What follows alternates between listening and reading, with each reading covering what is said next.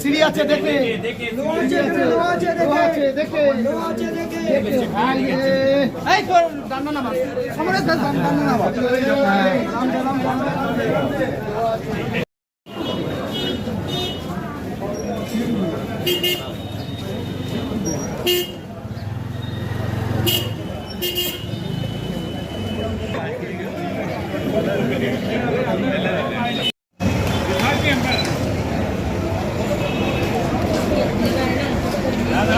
हमारे से बात हो गया तो ऐसे सर हमको फोन कर बोल दिए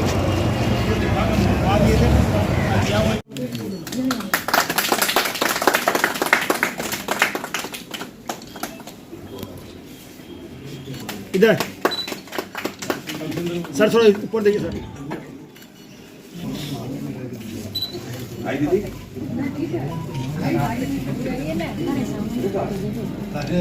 में जो सबसे पहला नाम आता है मेडिकल से रिलेटेड वो मारवाड़ी लिव सोसाइटी होगा। और आज चूंकि यहाँ जनसंख्या काफ़ी कम हो गई इसलिए लोग उतना नहीं आ पाते हैं, मगर हम सबको याद है कि बचपन में लोगों को यहाँ पैरवी करना पड़ता था कि मारवाड़ी लिव सोसाइटी में उनका एडमिशन हो जाए ताकि उन्हें अच्छा चिकित्सा और अच्छा इलाज मिल सके।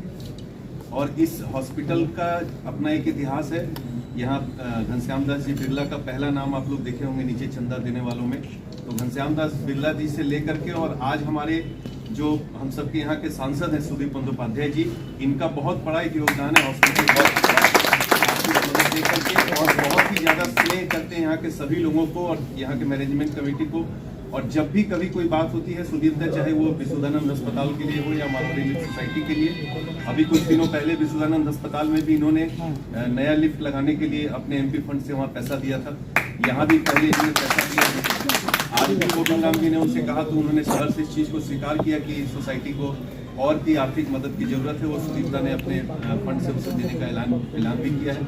और सबसे बड़ी बात है कि इस तरह का एक सामाजिक व्यक्ति, सांसद वो बाद में है, मगर सुदीप दा जैसे सामाजिक व्यक्ति, जो कि मैं ये बात गर्व के साथ कहता हूं कि हमने और भी सांसदों को देखा है और मंत्रियों और विधायकों को देखा है, मगर सुदीप दा की जो उपलब्धिता है वो अन्य नेताओं से बहुत ज़्यादा, हजारों लाखों गुना ज़्यादा अधिक है।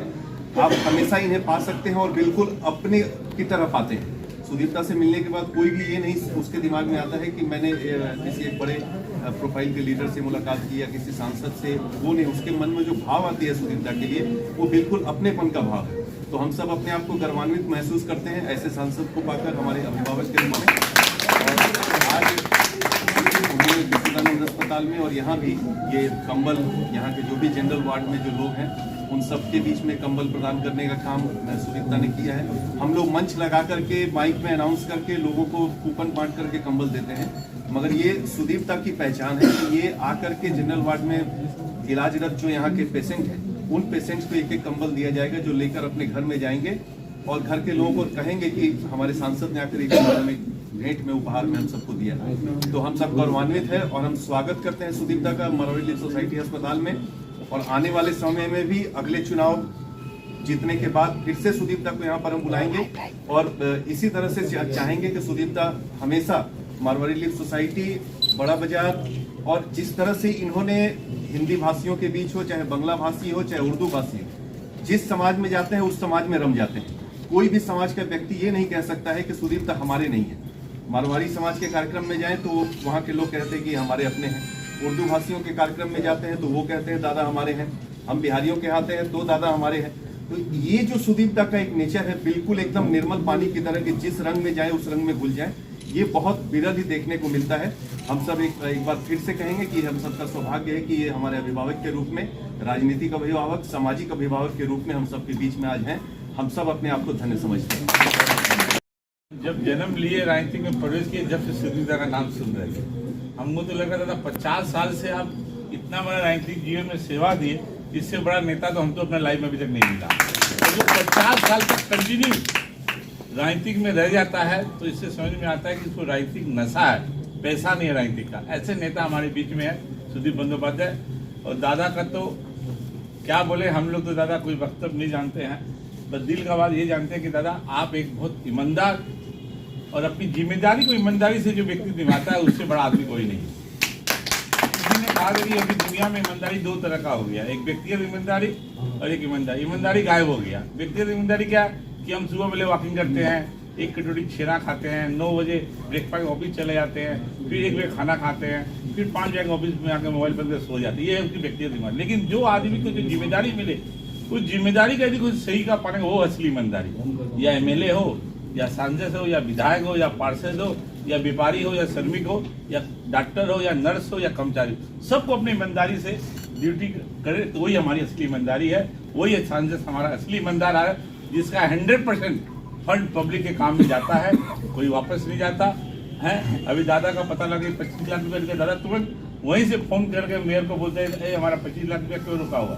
तो ऐसे सांसद कहाँ मिलेंगे जो ये नहीं कि कल आओ ऑफिस में आओ बात करें, ऐसा नहीं है। तुरंत बड़तला हॉस्पिटल का आदमी बोला कि दादा 25 लाख रुपया अब तक आया नहीं, तुरंत मेयर को फोन मिला कर बोलना तो बहुत बड़ा बात है। तो ऐसा सांसद मिलना हम गर्व महसूस करते हैं। तो आइए आज से एक मैसेज प्रचार करें, our MP our proud MP, इसका प्रचार आज हम शुरू करें तो हमारा गर्व होगा कि हम भी बोलते हैं गौर से खाओ हिंदू है, हम भी बोलेंगे गौर से खाओ हम सुधी बंदोबस्त महेश बोला, भी बोला, मैं ये हॉस्पिटल को साल आज से नहीं, आप लोग जानते हैं मैं बहुत सारे सालों से यहाँ का MP हूँ। देखते देखते मैं MP भी 5 बार हो गए, विधायक भी 4 बार हो गए।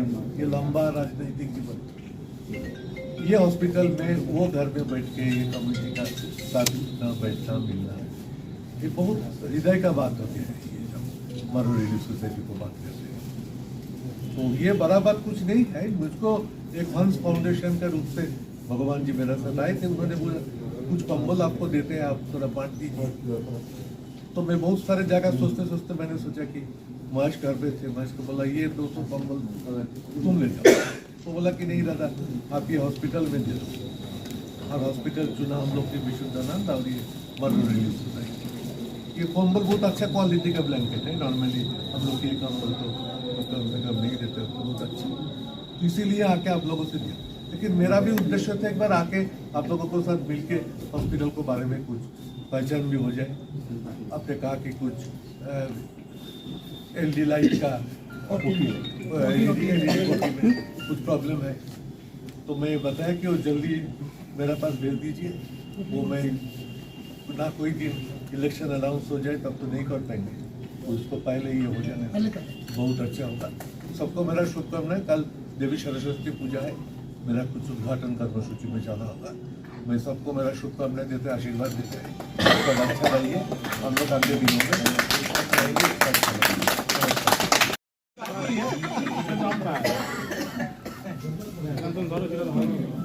ठीक